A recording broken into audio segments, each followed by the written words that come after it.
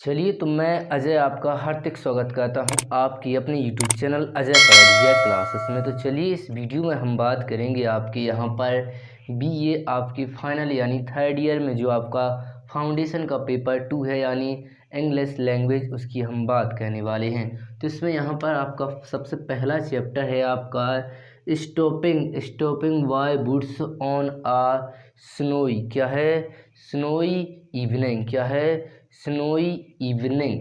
तो इसमें आपका चैप्टर का नाम क्या है, stopping by woods on a snowy evening. तो ये देखिए रॉबर्ट फ्रॉस्ट के द्वारा ये लिखित है।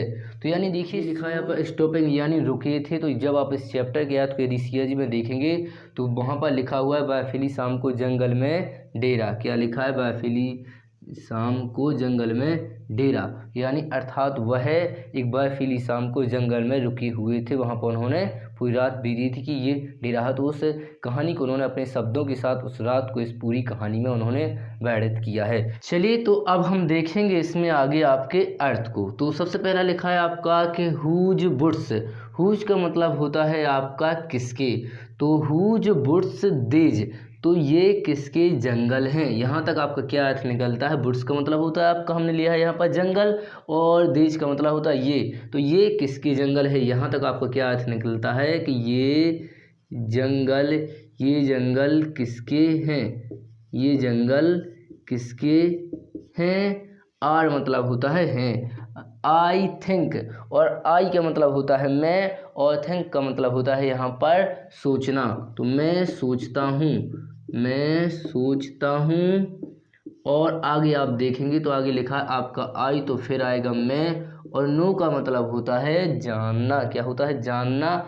तो मैं सोचता हूँ, मैं जानता हूँ। तो आपका देखिए यहाँ तक आपकी पहली लाइन का अर्थ स्पष्ट हो चुका है। तो पहली लाइन में लिखा था आपका कि whose woods these are I think I no.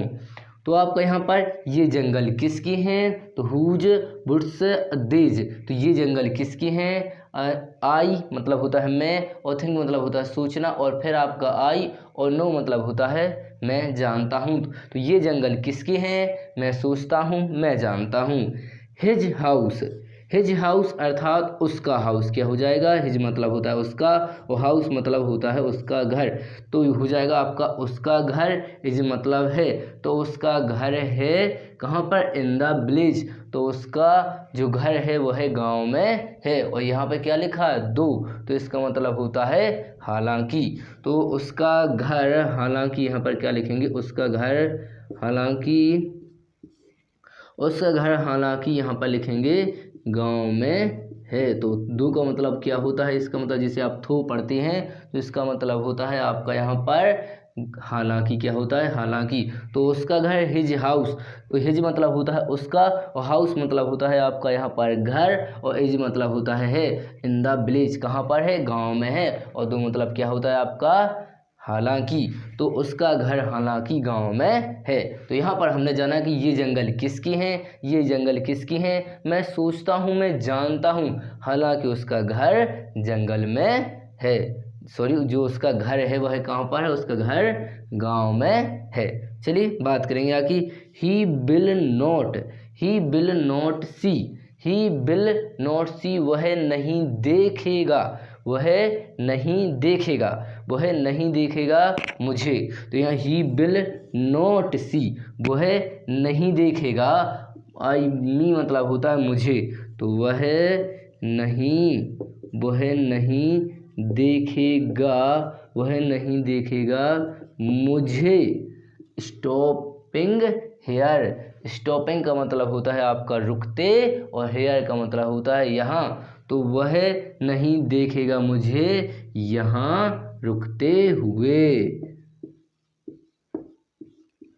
रुकते हुए। तो हेयर मतलब होता है यहाँ, और स्टॉपिंग मतलब होता है रुकते हुए, रुकते हुए, और मी मतलब मुझे। तो आपकी अगली लाइन भी स्पष्ट होती है कि he will not see, he will not see, वह नहीं देखेगा मुझे यहाँ रुकते हुए।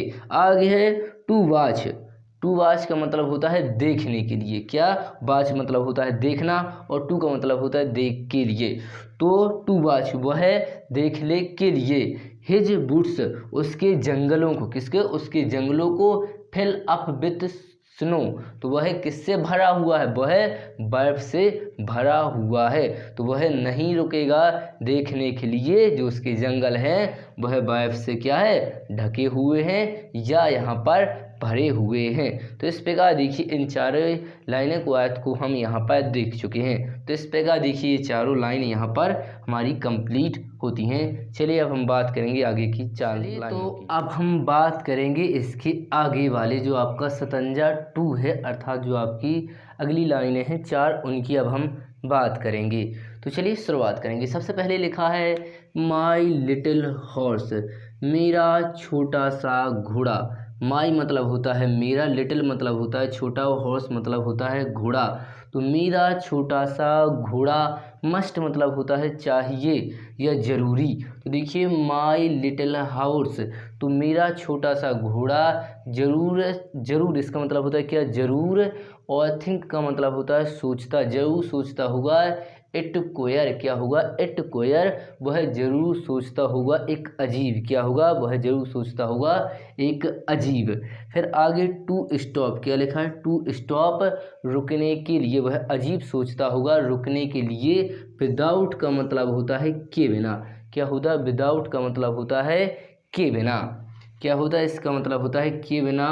आ फार्म हाउस, एक फार्म हाउस के बिना रुकना कितना कठिन होता है ये वह सोच रहा होगा। तो टू स्टॉप, रुकना के किसके बिना, तो आ फार्म हाउस नियर, नियर का मतलब है यहाँ पर पास। तो बिटवीन, नियर पास में, द वुड्स, तो किन किन के बीच में, वुड्स जंगल और फ्रोजन लेक। तो यानी जो आपके यहाँ पर कहीं पर भी कोई लेक नहीं है, कहीं पर भी आपका यहाँ पर, चाहे आप जो जंगल में देखें, आपकी जो एक बर्फीली यहाँ पर झील है, उनकी कहीं पर भी बीच में यहाँ पर आपका जो फार्म हाउस नहीं है। तो इसके आगे आपकी लाइन आती है द डार्केस्ट इवनिंग, सबसे, डार्केस्ट का मतलब होता है सबसे, डार्केस्ट सबसे अंधकार, सबसे अंधकार शाम, सबसे अंधकार शाम ऑफ द ईयर, इस साल की सबसे अंधकार साल। तो इस तरह देखिए ये पूरा अर्थ आपको समझ में आ जाएगा। सतंजा 3 की, यानी थर्ड जो आपके उसमें 4 और लाइनें रहती हैं उनकी अब हम बात करेंगे। तो चलिए इसमें लिखा है he gives his harness bells a shake, तो ही का मतलब यहाँ से निकलता है आपका घोड़ा। तो घोड़ा है जो हिज हार्नेस, तो उसकी जो उसका गला रहता है, तो उसमें क्या था, उसकी कुछ लगाम, इसका मतलब क्या है, हिज हार्नेस, तो वह लगाम यानी उसकी जो लगाम, बेल्स आ, तो जो लगाम की जो घंटियाँ होती हैं उसे हिला रहा था। तो जो घोड़ा था वह देखिए अपनी लगाम की घंटियों को हिला रहा था। टू अस्क, मानो कुछ, एफ का मतलब होता है ये मानो, तो यदि मतलब एफ या मानो, तो टू अस्क मानो कुछ पूछ रहा हो, क्या है, मानो कुछ पूछ रहा हो कि देयर यहाँ इज सम मिस्टेक, कि उससे कुछ यहाँ गलतियाँ हुई हैं। वह घोड़ा पूछ रहा है कि उससे क्या यहाँ कुछ गलतियाँ हुई हैं। द ओनली अदर साउंड, उसे केवल एक तेज आवाज़ सुनाई दे रही है, क्या, उसे सिर्फ वहाँ पर तेज आवाज़ सुनाई दे रही, किसकी, टू इजी विंड, एक नर्म हवा, कैसी, इजी विंड यानी एक नर्म हवा, एंड और डोनी फ्लैक्स यानी और नर्म जो बर्फ़ का टुकड़ा है केवल उसकी ही उसे आवाज़ें सुनाई देती हैं। हवा की आवाज़ ही उसे सिर्फ वहाँ पर सुनाई देती है, और उन्हें कोई भी आवाज़ सुनाई नहीं देती है। तो इस तरह देखिए आप इस आयत को भी क्लियर कर चुके होंगे। अब चलिए अब हम बात करेंगे यहाँ पर आपके सतंजा 4 यानी अंतिम आपकी 4 लाइनों की। तो चलिए हम बात करते हैं आपकी यहाँ पर अंतिम 4 लाइनों की। आगे लिखा है द वुड्स आर, तो वुड्स का मतलब हमने देखिए यहाँ से जंगल से, इसका हम पहले ही बता चुके थे आपको कि वुड्स का मतलब हमने यहाँ से जंगल होता है, इसका अर्थ क्या होता है, तो वुड्स को हम देखिए यहाँ पर जंगल कह रहे हैं। तो द वुड्स आर, तो जंगल हैं, जंगल कैसे हैं, लवली का मतलब होता है सुंदर हैं, बहुत अच्छे हैं, तो सुंदर हैं। डार्क का मतलब होता है काले, कैसे हैं, तो काले हैं। एंड डीप, और बहुत कैसे, डीप का मतलब होता है गहरा, तो मतलब बहुत सघन है, बहुत सघन का मतलब होता है बहुत पास पास में है। तो जंगल कैसी हैं, जंगल लवली है यानी सुंदर है, और काले हैं, और डीप का मतलब होता है गहरे हैं यानी बहुत सघन हैं। बट आई है प्रॉमिस, तो मुझे वादा, जो मैंने वादा किया है, बट आई है प्रॉमिस, जो मैंने वादा किया है, टू कीप का मतलब होता है रखना, और रखने से आपका यहाँ पर होगा निभाना। बट मुझे, जो मैंने जो वादा किया था वह मुझे निभाना है। एंड मिल्स यानी मीलों, एंड मिल्स टू गो, मीलों, तो मीलोज क्या करना, टू गो जाना है मुझे, बिफोर आई स्लीप सोने से पहले मुझे मीलों जाना है, सोने से पहले मुझे मीलों जाना है। तो इस तरह देखिए, इस जो अंतिम आपकी 4 लाइनें हैं, इसकी आयत को भी हम समझ चुके हैं। यदि आपको एक बार में समझ में नहीं आता तो आप वीडियो को 1 से 2 बार देख सकते हैं। तो इस तरह देखिए, जो आपका चैप्टर फर्स्ट है हम उसकी बात कर चुके हैं। तो चलिए इस तरह देखिए, ये जो आपका यहाँ पर पूरा जो इसका जो सारांश है वह समाप्त होता है। तो इसके साथ ये वीडियो अब समाप्त होती है। अब हम